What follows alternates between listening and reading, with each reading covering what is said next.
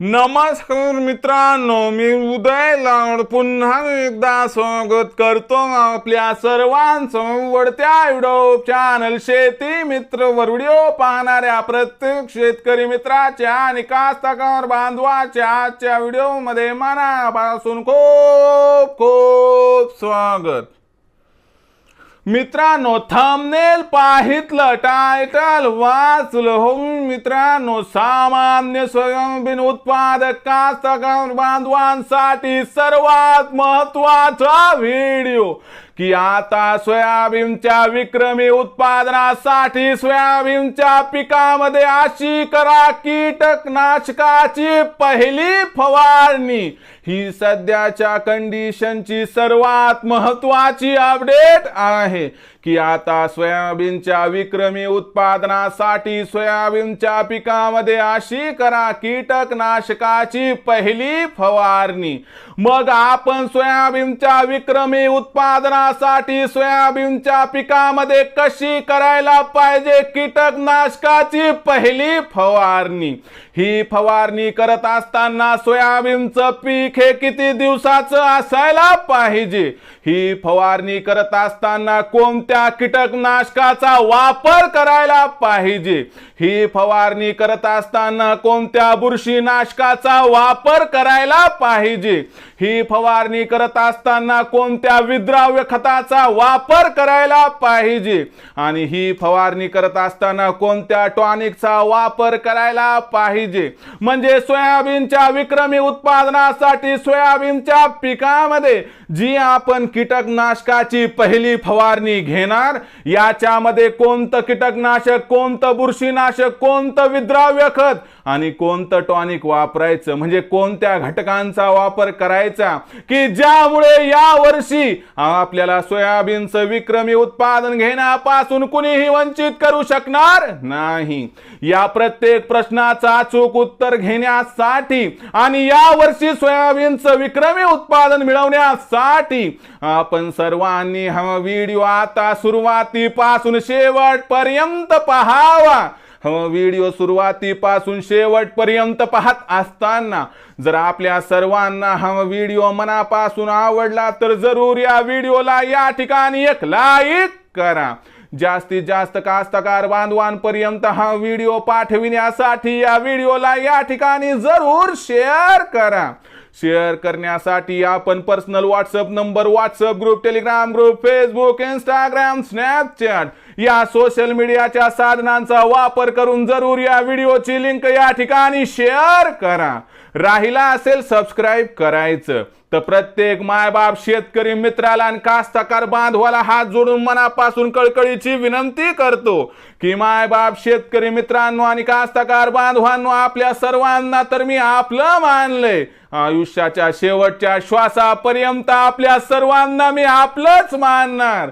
आपण देखील मला आपलं आणि घरातील सदस्य या ठिकाणी मानत असाल तर जरूर चॅनलला सबस्क्राइब करून घ्या। चॅनलला सबस्क्राइब करण्यासाठी या व्हिडिओच्या डाव्या साईडला खालच्या बाजूस येऊन दिसणाऱ्या लाल रंगाच्या सबस्क्राइबच्या किंवा मराठीतील सदस्य व्हाच्या ऑप्शनला टच करा। त्यानंतर रंग बदलून बाजूला घंटी येईल, या घंटीला टच करून ऑल या नोटिफिकेशनला ऑन करा। यामुळे येणारा प्रत्येक व्हिडिओ हा आपणास या ठिकाणी मिळत राहतो।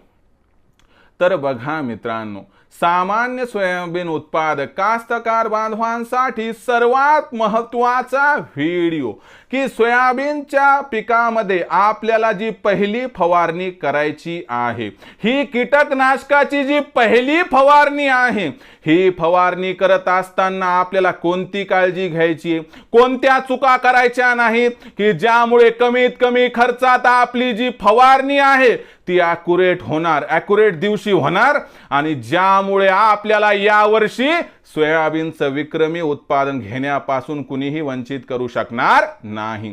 मग अशा परिस्थितीमध्ये सोयाबीनच्या पिकात कीटकनाशकाची पहिली फवारणी घेत असताना कोणकोणत्या घटकांचा विचार करायला पाहिजे, आता हे सगळं तुम्हाला सविस्तर समजावून सांगतो, म्हणून व्हिडिओ कुठेही मित्रांनो स्किप करू नका। सगळ्यात महत्त्वाचा पहिला घटक, सोयाबीनच्या पिकामध्ये कीटकनाशकाची पहिली फवारणी घेत असताना आपलं पीक किती दिवसांचं आहे लक्षात घ्यायला हवं। सोयाबीनच्या पिकामध्ये कीटकनाशकाची फवारणी घेत असताना आपलं सोयाबीनचं पीक हे कमीत कमी 25 ते जास्तीत जास्त 35 दिवसाच्या दरम्यान असावं। म्हणजे नुकतीच आपण तणनाशकाची फवारणी केली, बैलांच्या माध्यमातून कोळपण केलं आणि आपलं सोयाबीनचं पीक हे 25 ते 35 दिवसाच्या दरम्यान असेल तर ही ती योग्य वेळ, हाच तो क्षण की ज्या क्षणाला ज्या वेळेला आपल्याला सोयाबीनच्या पिकामध्ये आता कीटकनाशकाची पहिली फवारणी करायची आहे। म्हणजे तुम्ही जर मला दिवसांचा विचार या ठिकाणी विचाराल तर लक्षात घ्या, ज्यावेळेस आपलं सोयाबीनचं पीक हे 25 ते 35 दिवसाच्या दरम्यान असते त्याच वेळेस आपण जमिनीत उपयुक्त ओल बघून, वातावरणात उपयुक्त ओल बघून तात्काळ त्या ठिकाणी मित्रांनो सोयाबीनच्या पिकामध्ये कीटकनाशकाची पहिली फवारणी घ्यायला हवी। दुसरा महत्त्वाचा मुद्दा की आता सोयाबीनच्या पिकामध्ये आपण कीटकनाशकाची पहिली फवारणी घेणार, पण ही पहिली फवारणी घेत असताना आपल्याला कोणत्या कीटकनाशकाचा वापर करायचा आहे तर लक्षात घ्या, सुरुवातीच्या स्टेजमध्ये खूप महागड्या औषधांचा वापर न करता अशा प्रकारच्या औषधांचा वापर करायचा की जे ब्रँडेड क्वालिटीचे कंपनीचे असणार, सोबतच त्यामुळे आपल्याला खर्चही कमी होणार। तर या परिस्थितीमध्ये आपण या ठिकाणी ज्या कीटकनाशकांचा वापर करणार त्यामध्ये तुम्हाला 2 ऑप्शन देतो। पहिलं ऑप्शन आहे इमामेक्टिन बेन्झोएट आणि दुसरं ऑप्शन आहे क्लोरोपायरिफॉस। जर इमामेक्टिन बेन्झोएट वापरायचा असेल तर मित्रांनो प्रति 1 लिटर 1 ग्रॅम असा वापर करू शकतात आणि जर तुम्हाला क्लोरोपायरिफॉस वापरायचा असेल तर प्रति पंप आपण 40 ml 20% प्रवाही क्लोरोपायरिफॉस घेऊ शकतो। एकतर हे जे औषध आहेत ना मित्रांनो कीटकनाशक हे काही जास्त महागडे नाहीत आणि यामुळे एक तर आपला खर्च त्या ठिकाणी कमी होईल आणि विनाकारण आपला जो वाढणारा खर्च रोखता येईल। कारण कसं असते मित्रांनो की आपण जर विचार केला की आपल्या हाताला म्हणजे आपल्या बोटाला नख आहे तर नख हे आपण नेल कटरनं कट करणार, यासाठी आपल्याला तलवारीची आवश्यकता आहे का? गरज नाही। म्हणून फार हेवी डोसेसचे वापर इनिशियल स्टेजला करणं अजिबात गरजेचं नाही। यामुळे आपल्याला काय करायचं मित्रांनो, या ठिकाणी आपण जे कीटकनाशक वापरणार एकतर ते इमामेक्टिन बेन्झोएट असायला हवं, नाही तर क्लोरोपायरिफॉस, नाही तर दुसरं कोणतं तुम्हाला ब्रँडेड कंपनीचं पण फार खर्चिक नसणारं एखादं वाटत असेल तर तुम्ही इथं वापरू शकता। हे झालं कीटकनाशकाबद्दल। आता तिसरा जो पॉईंट आहे तर तो पॉईंट आहे मित्रांनो या ठिकाणी बुरशीनाशकाचा वापर। काही जण म्हणतात बुरशीनाशकाचा वापर करावा अथवा करू नये, तर माझं मत आहे बुरशीनाशकाचा वापर करावा। का करावा ते सांगतो समजून। यंदाचं वर्ष लानिनाचे पाऊस काळ खूप चांगला आहे मित्रांनो, यामुळे जमिनीमध्ये ओल जास्त काळ राहू शकते आणि पाणी सातत्यानं पडत राहिलं तर नाईलाजास्तव एखाद दुसऱ्या वेळी काही ठिकाणी आपल्या सोयाबीनच्या पिकाला बुरशी लागू शकते। आता हा धोका दिसत असताना कशाला पत्करायचा, शिवाय एकरी खर्च किती होणार बुरशीनाशकाचा? खूप झालं 150-200। मग 150-200 साठी आपल्या एकराच्या पिकाला अडचणीत आणणं हे तर मला योग्य वाटत नाही। म्हणून मित्रांनो गरज असो अथवा नसो आपण कीटकनाशकाच्या पहिल्या फवारणीत 100% बुरशीनाशकाचा वापर करायला पाहिजे। कोणतं बुरशीनाशक वापरायचं? मग बुरशीनाशकाचा विचार केला तर साफ चांगलं आहे, त्यानंतर रोको पण चांगले, इतर कंपन्यांचं असेल तर तेही आपण या ठिकाणी वापरू शकतात। कारण बाजारामध्ये ब्रँडेड क्वालिटीचे भरपूर बुरशीनाशक उपलब्ध आहे। फक्त एवढंच म्हणतो की लोकल कंपनी ज्याचं ब्रँड नाही काय नाही असे बुरशीनाशक प्लीज वापरू नका, 5-50 रुपयाकडे बघू नका, तर ब्रँडेड क्वालिटी ही आपल्याला कधीही उपयुक्त रिझल्ट देऊन जाईल। त्यानंतर या ठिकाणी आपण जर बघितलं तर पुढचा मुद्दा जो आहे ते या ठिकाणी 4थ्या क्रमांकाचा, तर तो आहे 19-19 या विद्राव्य खताचा वापर। आता लक्षात घ्या मित्रांनो, सोयाबीनच्या पिकाला आपण DAP दिला, कोणी 20-20-0-16, 20-20-0 त्या ठिकाणी 13 दिला, त्यानंतर आपण कोणी 12-32-16 दिला। तर या पद्धतीने प्रत्येकाने विविध खतांचा वापर केला, परंतु सोयाबीनच्या पिकाला कोणतेही खत दिलं तर 50% वाया जाते, जमिनीतून दिलं 50% पिकाला मिळते, परंतु ते मिळण्यासाठी कमीत कमी 40 ते 50 दिवसांचा वेळ लागतो। मग अशा परिस्थितीमध्ये आपल्या पिकाची वाढ म्हणावी तशी होत नाही आणि पहिल्यासारखं शेणखत पण कोणी टाकन झाले। मग अशा परिस्थितीमध्ये पिकाची वाढ व्यवस्थितपणे होण्यासाठी 19-19-19 या विद्राव्य खताचा आपल्याला वापर करायला पाहिजे। प्रतिपंपाला 80 ते 100 ग्रॅम।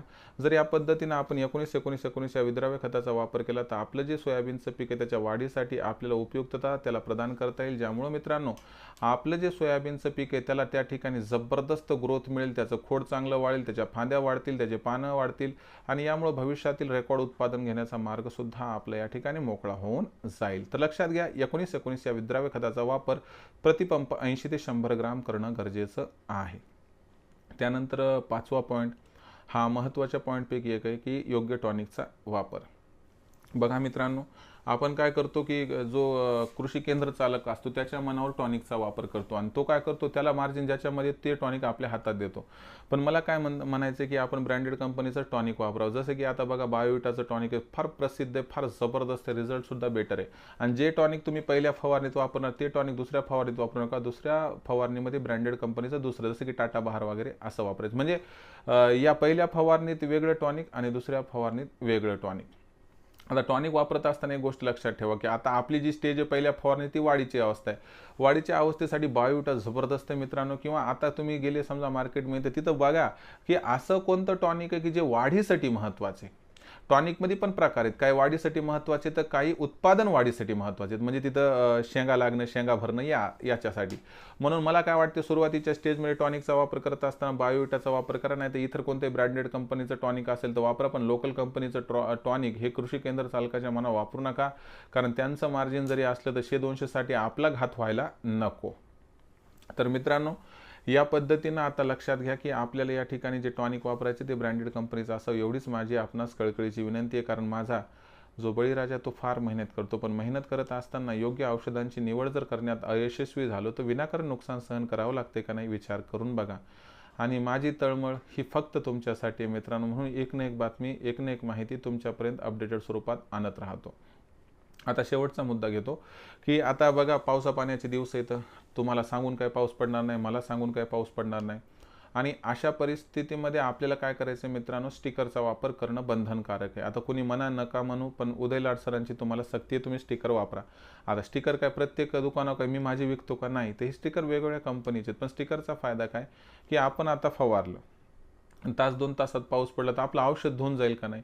मग अशा परिस्थितीमध्ये 50-100 रुपयाचं स्टिकर आणलं, टेन्शन नाही, फवारून टाकलं म्हणजे काय होईल मित्रांनो की आपण जे औषध फवारले ते आपल्या सोयाबीनच्या पिकाला लागू पडेल. आणि आपलं औषध, कारण कसं आहे माहिती आहे का, जो इलाज केलाय तो कमीत कमी त्या गोष्टीपर्यंत पोहोचला तर मान्य. समजा आपण कोणाला आहेर केला, ठीक आहे, आणि तो आहेर म्हणजे आता समजा एक्झाम्पली आपण आपल्या भावजीला कपडे घेतले, त्यांनी कपडे नाही घेतले, किती वाईट वाटते. पण आपण घेतलेले कपडे त्यांनी परिधान केले, घातले तर मस्त वाटते का नाही. तसंच राहते, आपण जे औषध फवारले ते औषध जर आपल्या पिकाला लागू पडलं तर आपलं त्या ठिकाणी केल्यानं जे काही आहेर आहे तो सत्कारणी लागेल असं गृहीत धरा. म्हणून स्टिकरचा वापर बंधनकारक आहे असं लक्षात घ्या. तर या पद्धतीनं मित्रांनो, जर आपण सोयाबीनच्या पिकामध्ये कीटकनाशकाची पहिली फवारणी करत असताना या सर्व गोष्टी व्यवस्थितपणे फॉलो केल्या तर मला वाटते यावर्षी आपलं सोयाबीनचं उत्पादन या ठिकाणी एकरी 20 क्विंटल होण्याचा मार्ग मोकळा होणार आहे. म्हणून लक्षात घ्या, सोयाबीनची पहिली फवारणी करत असताना काही महत्त्वाच्या गोष्टी. नंबर 1, सोयाबीनच्या पिकामध्ये कीटकनाशकाची पहिली फवारणी ही 25 ते 35 दिवसाचं पीक असताना व्हायलाच हवी. दुसरी गोष्ट, सोयाबीनच्या पिकामध्ये कीटनाशकाचा वापर करताना पहिल्या फवारणीत आपण जे कीटनाशक वापरणार एकतर ते असावं इमामेक्टिन बेन्झाइड अथवा क्लोरोपायरिफॉस किंवा कोणत्याही ब्रँडेड कंपनीचं. तिसरी गोष्ट, आपल्याला सोयाबीनच्या पिकामध्ये गरज असो नसो बुरशीनाशकाचा वापर करायचा, साफ किंवा रोको किंवा इतर तिसऱ्या कंपनीचं क्वालिटीचं तुम्ही बुरशीनाशक वापरा. चौथी गोष्ट, आपल्याला 19-19 या विद्राव्य खताचा वापर प्रतिपंप 80 ते 100 ग्राम करायचाच आहे. पाचवी गोष्ट, योग्य कंपनीचं वाढीसाठी आवश्यक असणाऱ्या टॉनिकचा वापर इथं करायचा, बायोविटासारखं किंवा बायोविटाच टॉनिक इथं वापरा. आणि शेवटची गोष्ट, पावसा पाण्याचे दिवस आहेत तर औषध आपल्या पिकाला चिटकून राहा म्हणून स्टिकरचा वापर करा. तर या पद्धतीनं आपण न चुकता जर सगळं नियोजन व्यवस्थित केलं तर मला वाटतं यावर्षी आपण योग्य पद्धतीने वेळ साधून उत्पादनामध्ये भरीव वाढ घडवून आणू शकतो. तर मित्रांनो, या संपूर्ण व्हिडिओबद्दल, या संपूर्ण माहितीबद्दल आपल्याला काय वाटते कमेंट सेक्शनमध्ये लिहून कळवा. आपली सोयाबीनची पहिली फवारणी कधी होते आणि कोणत्या औषधांचा वापर करताना काय काय मिक्स करता जरा कमेंट सेक्शनमध्ये लिहून कळवा. आवडला असेल हा व्हिडिओ मला वाटते तर तात्काळ लाईक करा. सामान्य कास्तकार बांधवांपर्यंत हा व्हिडिओ पाठवण्यासाठी नक्की शेअर करा. शेअर करण्यासाठी आपण personal WhatsApp number, WhatsApp group, Telegram group, Facebook, Instagram, Snapchat या सोशल मीडियाच्या साधनांचा वापर करून जरूर या ठिकाणी व्हिडिओची लिंक शेअर करत चला.